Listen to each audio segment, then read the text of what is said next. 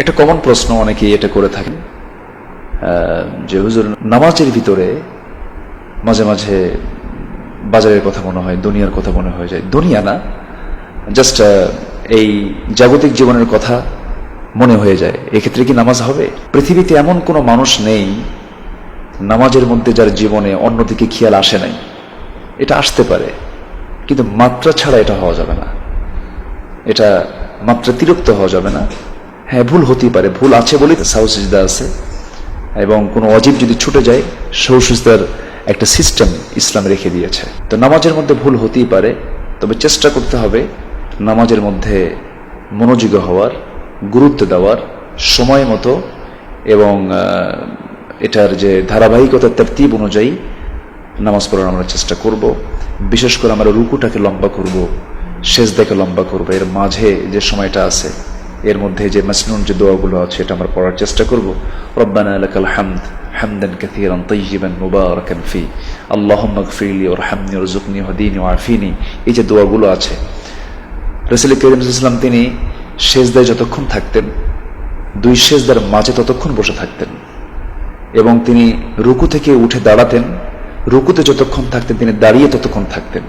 এই যে নামাজের একটা সৌন্দর্য, ওয়াল্লাযীনা হুম আলা সালাওয়াতিহিম ইউহাফিযুন, নামাজের ক্ষেত্রে যে যত্নবান হওয়া এবং খুশু খুশু যে একটা ভাব, একটি যে নামাজের মধ্যে যে একটা গভীর মন দিয়ে চিত্তটাকে একদম নীরব করে এবং ভাবতে হবে কান্নাকা তারাহু, যেন তুমি তোমার আল্লাহকে দেখতে পাচ্ছ, এমন ধ্যান নিয়ে যদি কোনো বান্দা নামাজ পড়তে পারে, আমি তো মনে করি পৃথিবীর সবচেয়ে শ্রেষ্ঠ অমৃত স্বাদ হচ্ছে হৃদয়, এই চিত্তের খোরাক হচ্ছে বান্দা যখন নামাজে দাঁড়িয়ে সে আল্লাহর প্রেমে আল্লাহর সামনে দাঁড়িয়ে যায়। নামাজের চেয়েতে পৃথিবীতে সুন্দর মজার কাজ, সুন্দর আনন্দের কাজ আর বান্দার দ্বিতীয়টি থাকতে পারে না। কারণ নামাজ মানেই হচ্ছে, সালাত মানেই হচ্ছে আল্লাহর সামনে দাঁড়িয়ে যাওয়া এবং তার সমস্ত আকুতি, তার সমস্ত প্রার্থনা আল্লাহর সামনে সঁপিয়ে দেওয়া। সেই সালাত আদায়ের ক্ষেত্রে অনেকের নামাজের দৃশ্য দেখে মনে হয় যে উনি যে কত ব্যস্ত, নামাজও ব্যস্ত হয়ে পড়েছেন। না, নামাজে যখন দাঁড়িয়ে যাব আমরা সকল ব্যস্ততাকে মন থেকে ঝেড়ে ফেলে দিয়ে ভাবতে হবে যে আমি নামাজে দাঁড়িয়েছি, এই নামাজ, এই সালাত আমার জীবনের শেষ সালাত হতে পারে, এই চাওয়াটা আমার জীবনের শেষ চাওয়া তো হতে পারে। কত নামাজি সেজদার মধ্যেই দুনিয়া থেকে বিদায় নিয়েছেন, কত আল্লাহর গোলাম নামাজে দাঁড়িয়ে রুকুতে যেতে পারেন নাই, পিছন দিকে উল্টে সেখানেই দুনিয়া থেকে বিদায় নিয়েছেন। এরকম বহু নজির আমরা লক্ষ্য করেছি। এজন্য ভাবতে হবে যে আমি যে নামাজে দাঁড়িয়েছি, এই নামাজের পর অথবা এই নামাজটা যে আমি শেষ করতে পারবো, এই গ্যারান্টি তো কেউ দিতে পারবে না। আসুন আমরা নামাজের ব্যাপারে যত্নবান হই। হাফিযু আলাস সালাত ওয়াস সালাতুল উসতা, বিশেষ করে মধ্যবর্তী নামাজ, যে নামাজগুলো কাজার সম্ভাবনা থেকে যায় অনেকেই, অনেক ক্ষেত্রে যেরকম আসরের সালাদটা অনেকের নামাজটা অনেক সময় মিস হওয়ার সম্ভাবনা থাকে, কারণ ওই সময়টা মানুষ একটু ব্যস্ত থেকে থাকে। এই জিনিসটা আমরা একটু খেয়াল করার চেষ্টা করব।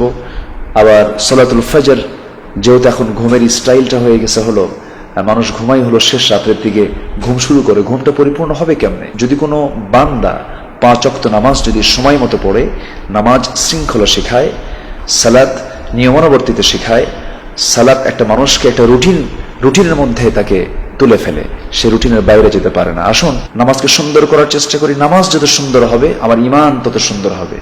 এবং সাথে আরেকটা বিষয় আমরা লক্ষ্য করার চেষ্টা করব, সেটা হলো আমরা বুঝে তেলাওয়াত করার চেষ্টা করব। ধরুন সূরাতুল ফাতিহা পড়ছি, আলহামদুলিল্লাহি রাব্বিল আলামিন, এর অর্থটা মাথায় রাখবো। আর রহমানির রহিম, অর্থটা মাথায় রাখবো। যে আয়াতটা পড়বো আমি, সেই আয়াতের অর্থটাও যদি মাথায় রাখি, তাহলে আমি অর্থের ভিতরে চলে গেলাম, আমি ডিপে চলে গেলাম, গভীরে চলে গেলাম। এমনভাবে আমরা যদি অর্থের দিকে তাকিয়ে এবং আল্লাহু আকবার বলছি, তারপরে তাসবিহ পড়ছি, সুবহান রাব্বিয়াল আলা, সুবহান রাব্বিয়াল আযীম, এই যে আমরা তাসবিহগুলো পড়ছি এবং এটার অর্থটা কি, অর্থের দিকে যদি আমরা একটু সঙ্গতি রেখে একটু মনোযোগী হয়ে যদি আমরা নামাজটা আদায় করি, তাহলে এটাও একটা সহায়ক ভূমিকা পালন করবে।